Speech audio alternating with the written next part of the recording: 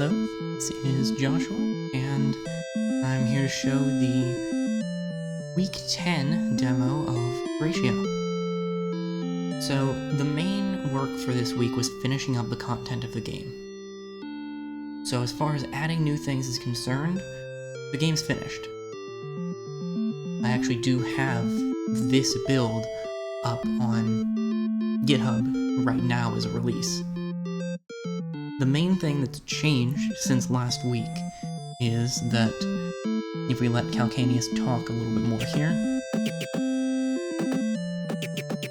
they'll tell us that the other residents of the town might have a little bit more for us to do before we take care of the curse. So I'm actually going to hide that quest for the moment, because the UI gets a little bit crowded with the other quests going on. But now, if we talk to Wisp, they've got something to ask of us. They want us to find some plant fibers from the northeastern part of the cave. But at the same time, Luca has something for us to do. Heading back into the grove that we went to for their first quest, and Silk has another pigment they need from a flower in the forest. And we can actually do all of these at the same time. So I'm going to start by going to the cave for Wisp, since Wisp's house is on the way to the forest, and the cave's right here. So this area of the cave is new. We'll just have to see with the quest trackers, but we can't get into this part of it yet. But we can come up here, where I put together another witch puzzle. Starting from the bottom left, we have to trace a star. As I hope we learned how to do as children. That's kind of what I'm banking on for this puzzle. Just a nice 5-pointed star. I can count, promise, and that gives us the fiber we're looking for. So we can return to Wisp and give them this item that they needed. Now, each of the NPCs has a set of 2 quests to give, so we're going to get one more quest from Wisp after we give them the plant fiber they were looking for. But for each of these, the second quest is something that we come up with on our own that might be helpful to them. So now we have to go talk to Calcaneus, and we're going to do that as well, to figure out where we can find paper and ink. And we talk about Wisp. Calcaneus says we could look in the forest, which is convenient because everyone wants us to go to the forest right now. And even though every quest comes in every one of these quest lines comes in sets of 2, I wanted to make them feel kind of unique and distinct from one another. We'll start by heading up this way for Luca's. For Wisp's, that comes from the fact that we need to look for 2 items at the same time, which nothing else requires us to do. So the forest maze is a little bit more involved than the other ones. We'll check this chest again. Luca's rigged it with another trick, so we'll go back and talk to them when we're on our way back in town. Going to the southern area of the forest, we go this way, we can find the flower that Silk needs, and if we head off to the east here, we've got a couple of different ways we could go, and that leads us to this with the material for the paper, and another one over here with what we need for the ink. We can take these back to Calcaneus.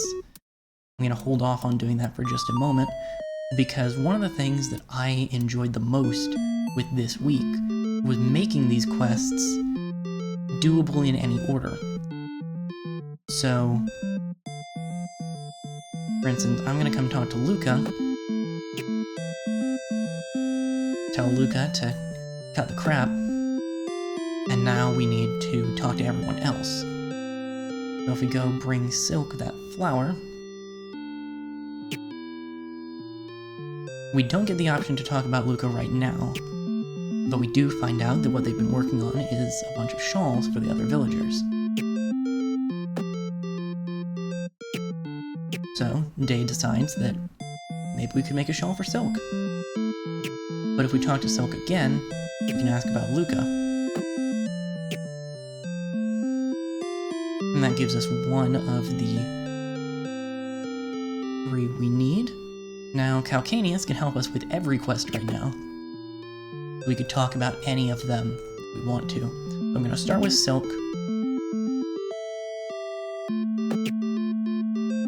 So we can figure out what we need to make the shawl for Silk. We find out that Wisp might have the material, and that there's a lichen in the cave that we might be able to make dye out of. And Silk's favorite color is purple, which is notable. So what sets Silk's quest apart is that there are 2 objectives going at the same time that we can do in any order. Now that we've taken care of that, we can talk about Luca.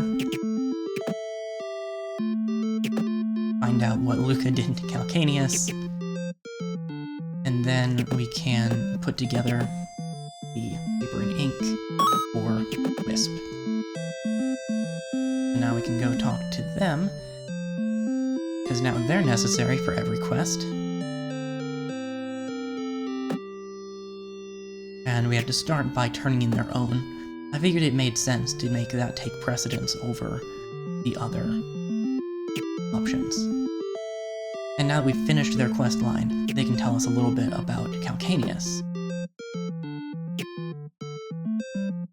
Calcaneus is incredibly wise, they say. So, talking for Silk, we can get the material we need for shawl. That takes care of that objective. And now we can talk about Luca. And they don't really want to talk about Luca. But we have what we need to talk to Luca a little bit more directly.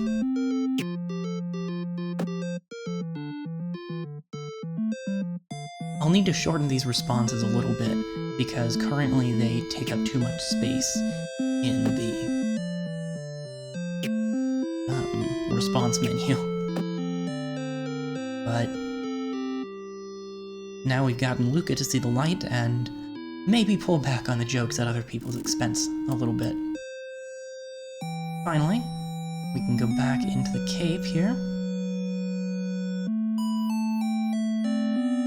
I might need to make a sign somewhere in that part of the cave just to give a little bit more direction. We've got one more puzzle. May many mysteries muddle my mind. Now that's not a very direct hint, but it's also one of the last puzzles in the game, so I thought it was okay for it to be a little bit more difficult. The point here is that it gets the letter M on your mind.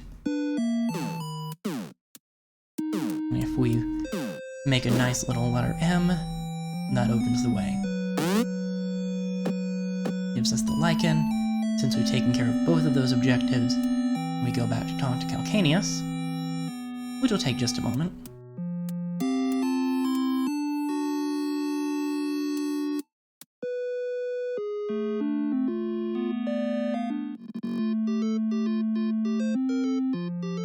Just about there. Okay. Now we can take care of that. And take the shawl to Silk.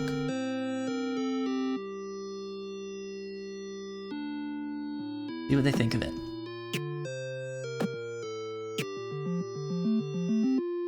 And that takes care of all the side quests I added.